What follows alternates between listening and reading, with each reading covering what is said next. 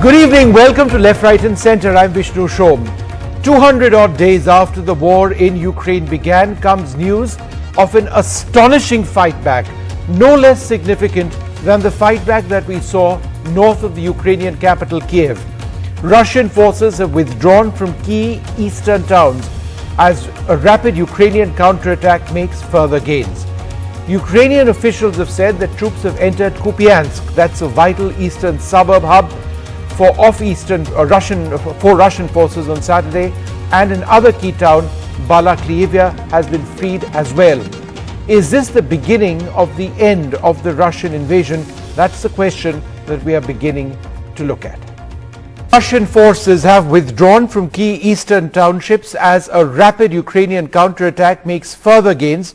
Ukrainian officials have said that troops have entered Kupiansk, that's a vital eastern supply hub for Russian forces, on Saturday. However, the Russian Defense Ministry has then said that its troops have retreated from nearby Izium to allow them to regroup. Now, the ministry has also confirmed the withdrawal of soldiers from a third key town, Bala-Klyia, in order to bolster efforts on the Donetsk front.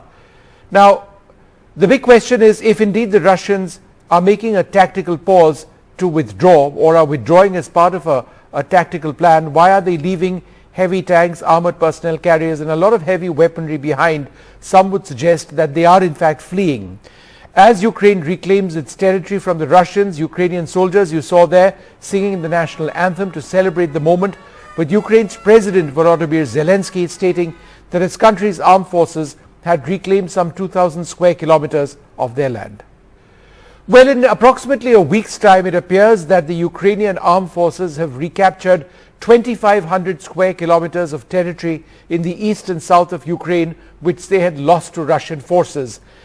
Let's bring up the maps in what is now being broadly reported as a stunning reversal of the ground situation in the country and the biggest setback for Russian forces since they had to retreat from the area north of the Ukrainian capital Kyiv. Does this mark the beginning of the end of the war is a big question. What is clear is that Ukrainian forces have taken key towns, as we'll explain to you here. First, this is the area we are talking about, the east and the south of the country, marked in pink and in red.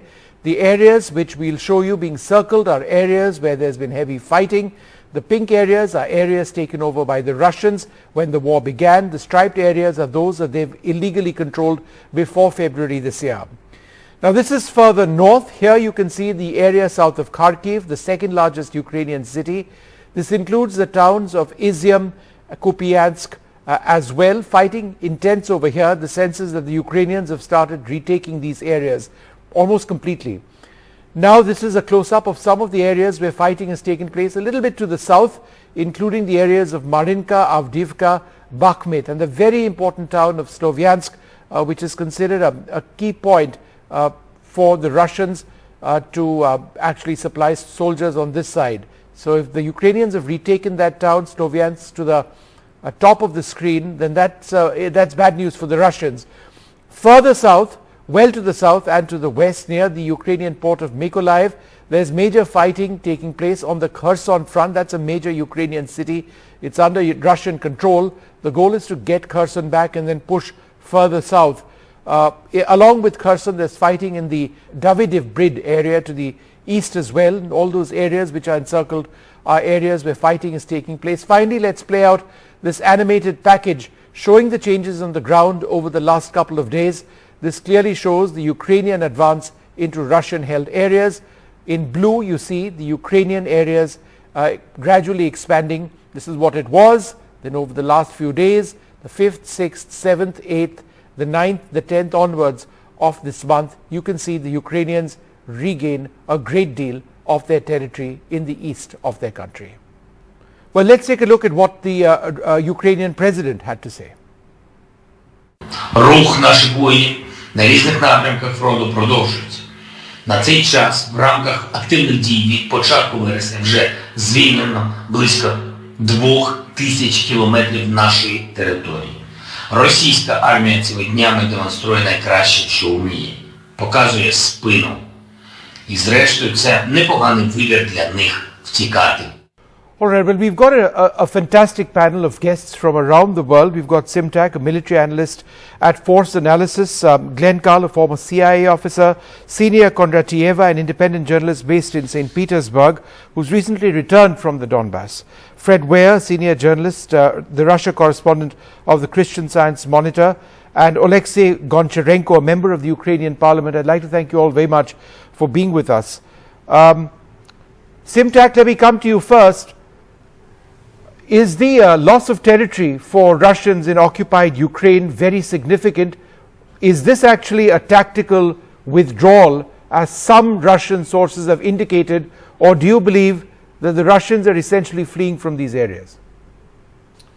I think that what we might be looking at this point in some locations might include some aspects of tactical withdrawal, but it certainly didn't start that way, and the full extent of these Ukrainian advances certainly aren't explained that way.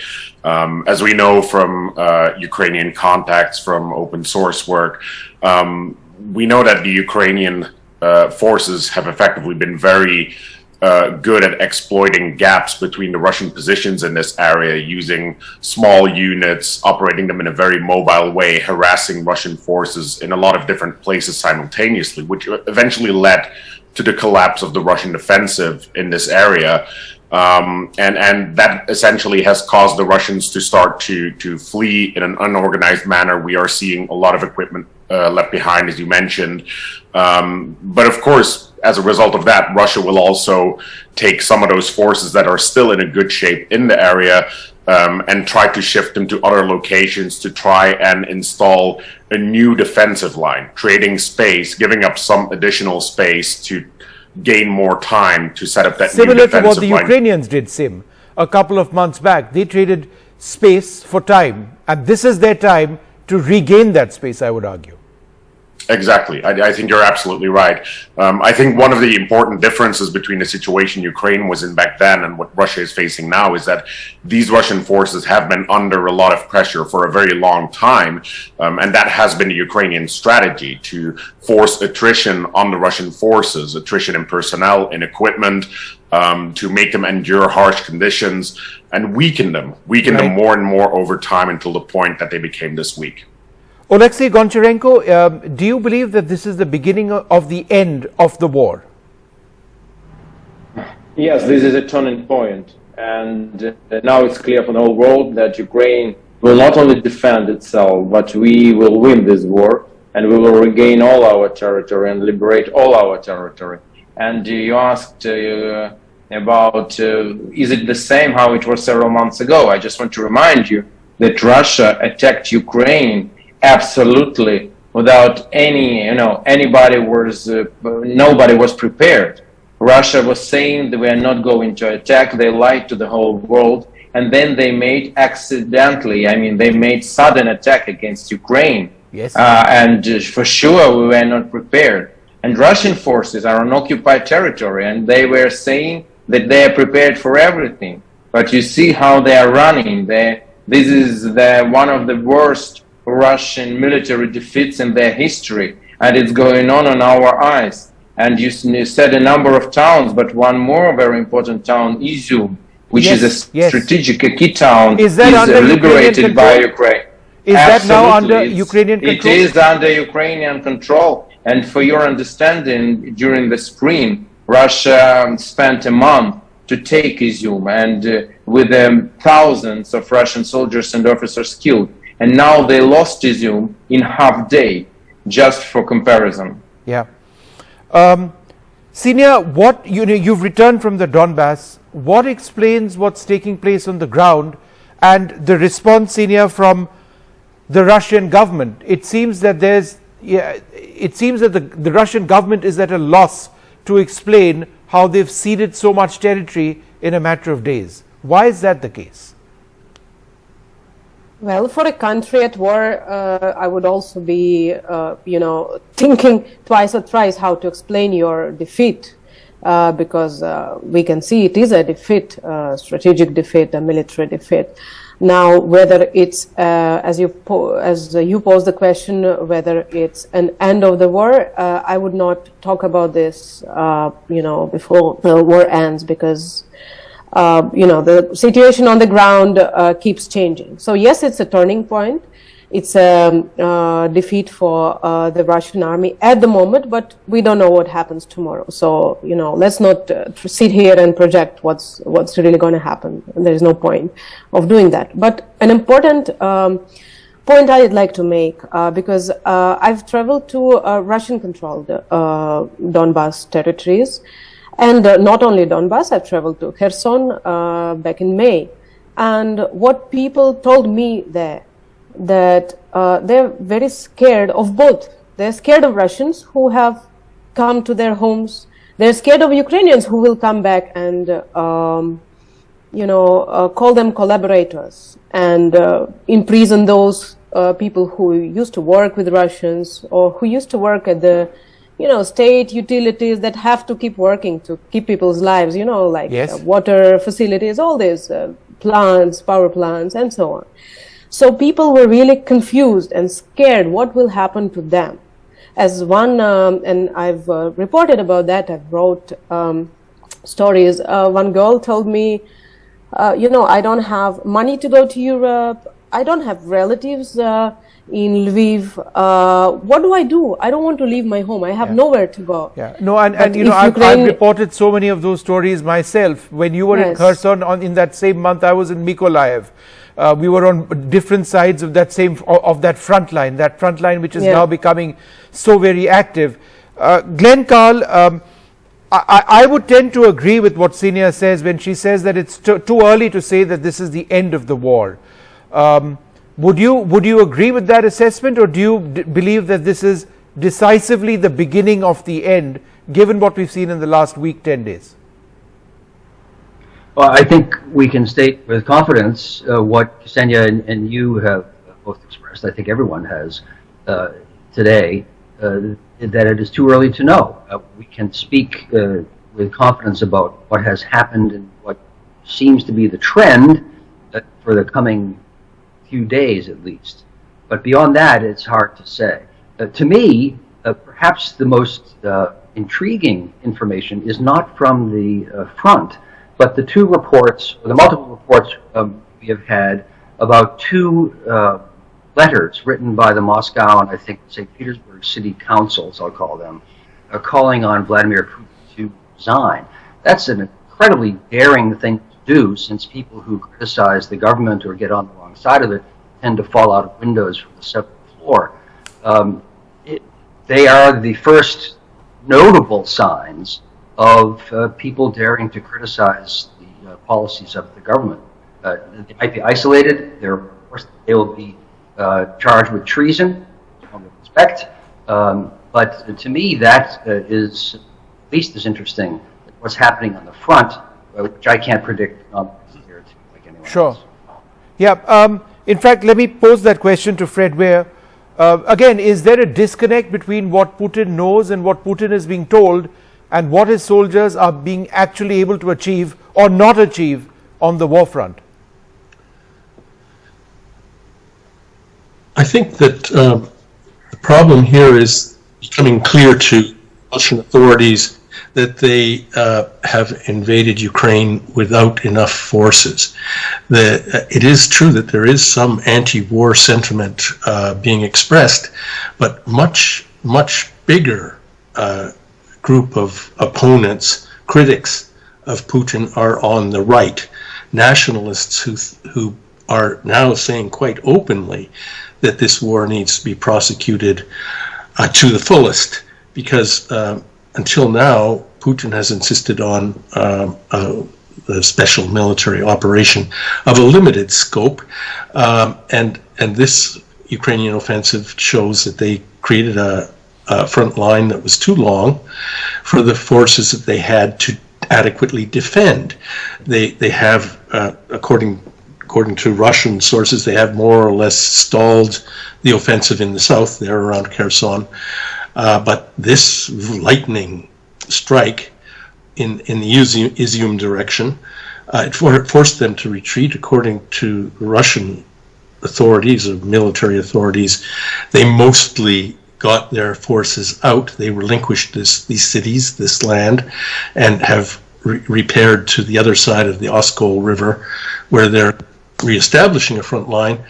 But it's now you have a lot of people, including the head of Chechnya, quite a few military officers, people in the nationalist right, saying we need to declare war and we need full mobilization. That's not a hopeful thing. Because Russia is much bigger and more powerful than Ukraine. If they do mobilize, they will be able to put forward armies of considerable size, and that means if Putin takes their advice or takes their criticism to heart, it means a bigger, wider war, and not the end of it. Right. Alexei Goncharenko, I was interested in what President Zelensky had to say today and yesterday, I think, when he actually said that, look, it's up to the West to continue arming Ukraine because the next couple of months are crucial, including the period right into the winter. So I don't think Zelensky is in any doubt that at this stage this is going to go on for a while. And I think it's important that he's not getting ahead of himself. He's spoken about the victories, but he's not getting ahead of himself. I don't think he believes it's over yet, or it's heading in that direction as yet. Would you agree? It's not over. It's clear. It's not over, but we are saying about strategic change in the war. Before this moment, Russia had strategic initiative. They were deciding where to attack, what to do. After this week, they lost it. And this is a crucial moment, but it is not over. And for sure, the Russian best general in all history was always one general, General Winter. And Putin wants to use this general again, threatening the world with gas, with energy shortages, embargo, and things like this. So we are absolutely we're confident about it, but we understand all. Oh, we've lost that line. That was what President Zelensky told. We'll just fix that line, come back to you in a moment. But same, I'm still perplexed. I don't understand what has resulted in this massive Russian loss of territory. Was it the introduction of the HIMARS system, very advanced artillery with guided munitions? Was it the real-time availability of intelligence to Ukrainian formations? Was it the availability of, for example, anti-radiation missiles slapped onto Russian aircraft operated by the Ukrainian Air Force now? Was there a technological reason that the Russians have conceded so much territory in just a few days? I think there are a few reasons that are combining here, probably multiple that I don't personally even know about, but I think when we are talking about the deployment of the HIMARS systems and other Western weapon systems, the German artillery pieces that have been active in this area, for example, those have definitely helped a lot in weakening the Russian forces in supporting these offensive operations. But in addition to that, we can't play down the actual Ukrainian effort in, first of all, drawing a lot of Russian forces to the south of Ukraine, to Kherson, because we have had all of that talk for months about the impending offensive in Kherson, which forces are working on very hard over there. But by doing so, they have forced Russia to allocate forces in a certain way that has meant pulling them away from Donbass, pushing them into the south. All of this allowed these openings to emerge around Izium, around the whole region around the Oskol River. And this essentially is what has combined into opportunity that has then been seized by local commanders of the Ukrainian forces and results in an advance like this. And the Russians weren't prepared to actually have an immediate answer to it. And this is exactly as the member of parliament described. This is how Ukraine took back the initiative, and Russia was not able to actually define that initiative and decide where the fight would be and what the fight would be for. Glenn Carl, one of the most important aspects of the actual fighting has been the loss of Russian military commanders.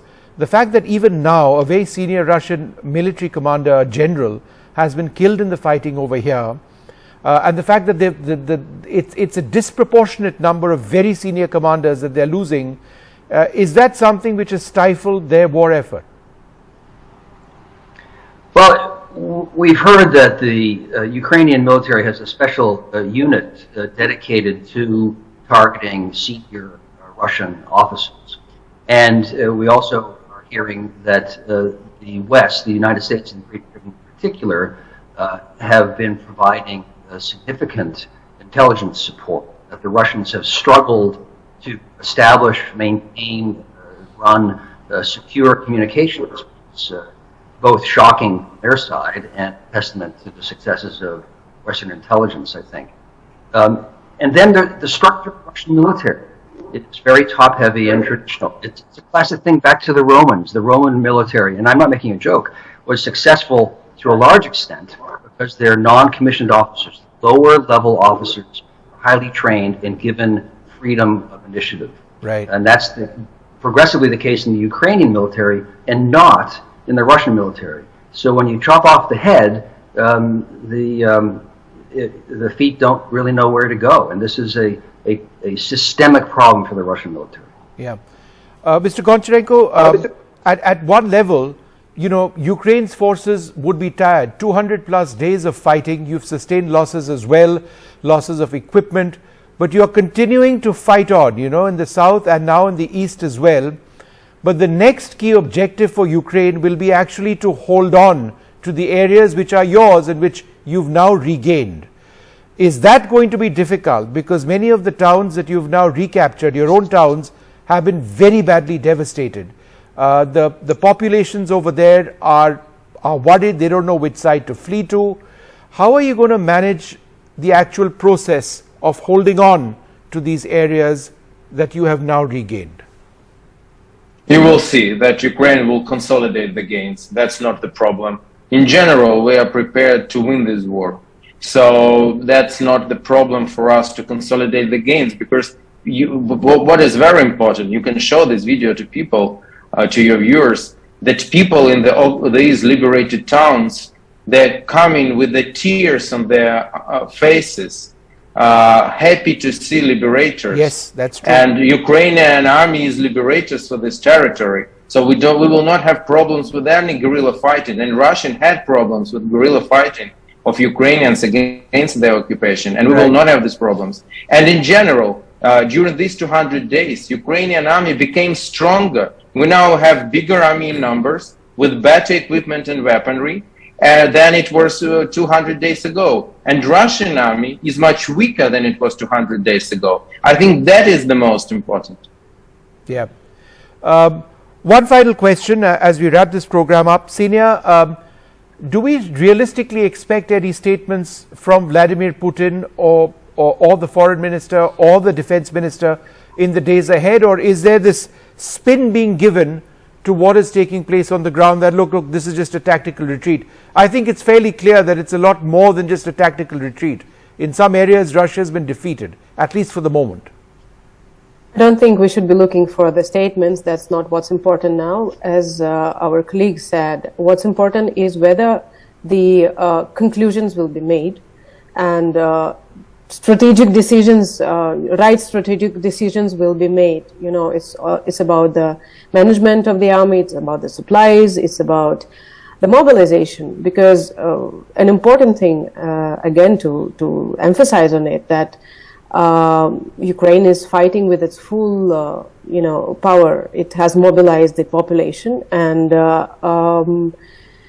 whatever pro-Russian forces are fighting on the Russian side, it's a tiny, tiny portion of the Russian army. Plus, the army is the mobilized people of, Donetsk People's Republic and Lugansk People's Republic. So you can't compare those troops, so that's important, whether Russia will take those kind of decisions or not, finally.